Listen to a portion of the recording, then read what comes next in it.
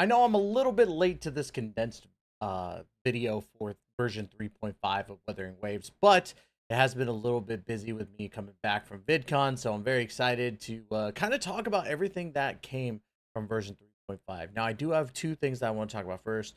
First things first, this is a call out to Pridewin. I use Pridewin a lot for getting this information because they usually have blog posts, but apparently that blog post thing is still down for Pridewin. So can we speed this up a little bit? Like usually they are very good about their blog posts and stuff. So if anybody that is over Pridewin is somehow watching this, please hurry up and get the new stands back up. Would very much appreciate using your face overview.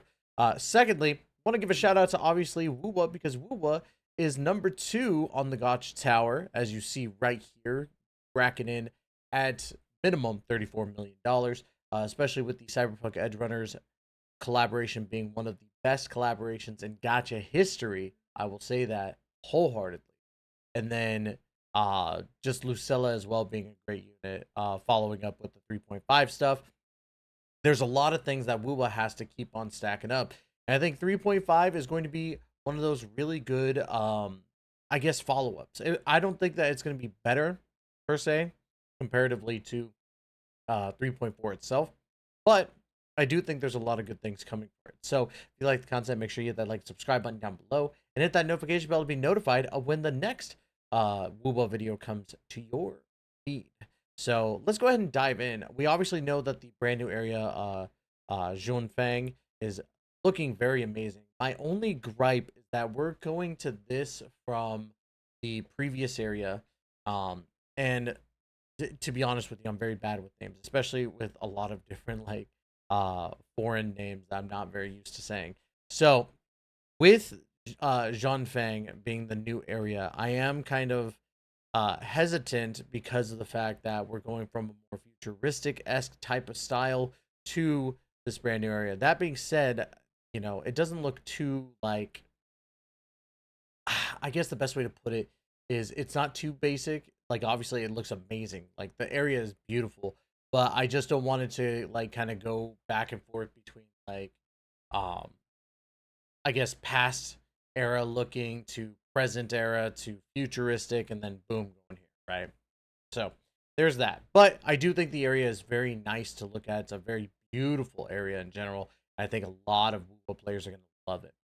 Now, featured Resonator convenes. Obviously, we have phase 1 with the new Yangyang coming out, which she looks amazing in this brand new 5-star unit. So very excited for that and very excited to see her coming back with style. But she is going to be a Havoc user from what I saw, which is very interesting to kind of see that she's going to a different element. And then also her tacit mark goes blue now, which is pretty dang cool. We do have reruns of 2 very fantastic units alongside her with Lene and Luke Harrison, both very good Spectro units to have on your account. So if you haven't summoned for them before, it's going to be very hard for you to skip them because all 3 of them are going to be very good units to go for. Followed by phase 2 with Yangyang's sister Suisui being a Glacio support character, which makes me extremely happy because Glacio deserves some love. Followed by a rerun of Amith, one of the crowd favorites. Understandably so. She is gorgeous, and a lot of people really, really love Amith. So 5 characters that are going to be very, very hard for you to not summon for. But if you take a look, I'll move myself a little bit right here. Hold on. If you take a look at this corner right here where I'm shaking my webcam, as you can see, there is going to be a Resonator Reverb convene for 6 1.0 characters, which is Jian, Yinlin, Jinxi, Changli, Jeji, and Zhang Liao. So very excited to see that those are coming back. My one thing for Kuro games would be with the 1.0 characters, they are being left in the dust. You could take a look at tier lists and they're near the bottom for the most part, right? I would say the best thing for Kuro games to do right now would be to kind of bring them back to the spotlight by giving them updates. And I think updates would be fantastic for them. Do it kind of like how ZZZ does in a sense, like make them to where they're not, you don't have to pay for it obviously, but you just have to work hard for them. So there's that for me. I think that that would be fantastic, especially people wanting those old characters, but they're not good for teams for the most part. Now, granted, can you make them good for teams? Absolutely. Not saying that you can't. I'm just saying that a lot of people don't. Now, we are getting a brand new rover as well, Rover Electro, which that would be the Arrow. We have Arrow, we have Havoc, we have Electro, or now we have Electro. I believe I'm missing. Oh, and Spectro. We have Spectro. So Spectro, Arrow, Havoc, and Electro. So very cool. We just need Glacio and we need Pyro. Yeah, should be. But very cool to see that we're getting another rover. I do have some, I wouldn't say issues, obviously, because it has been a while for the rover, but it's more so about the areas, kind of going back to that. I do get a little nervous with them adding brand new areas for like major exploration. I hope they don't like run out of steam, but from what I've seen with Kuro games and PGR, they don't run out of steam. I'm just saying. But we do also get brand new outfits for Lene and Chisa. Chisa getting the Peach Parfait costume, which looks very adorable on her. I think that's one of the better costumes that they made. Fall alongside the Peppermint costume for Lene, which is the best costume I've seen on a character. So very cool. Love to see that. We're also getting brand new Sonata sets as well, which they didn't release any information on those, so stay tuned for that.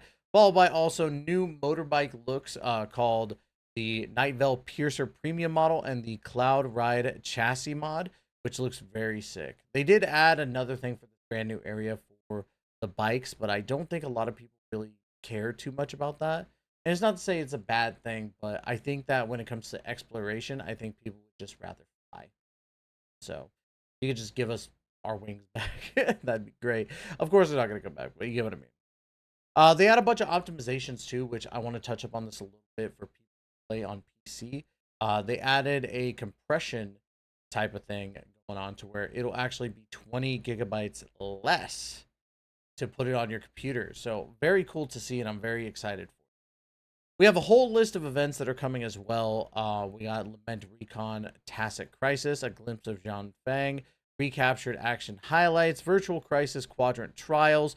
We have a brand new permanent event in Mingshin Notices, new End State Matrix Cycle with the Denia boss, and of course we know that quests up the wazoo. So is 3.5 going to be the great follow up to 3.4? I think it's going to be a decent one, but I am concerned because this seems like a very mild, like, well, not mild, I would say. Like, they are doing a lot.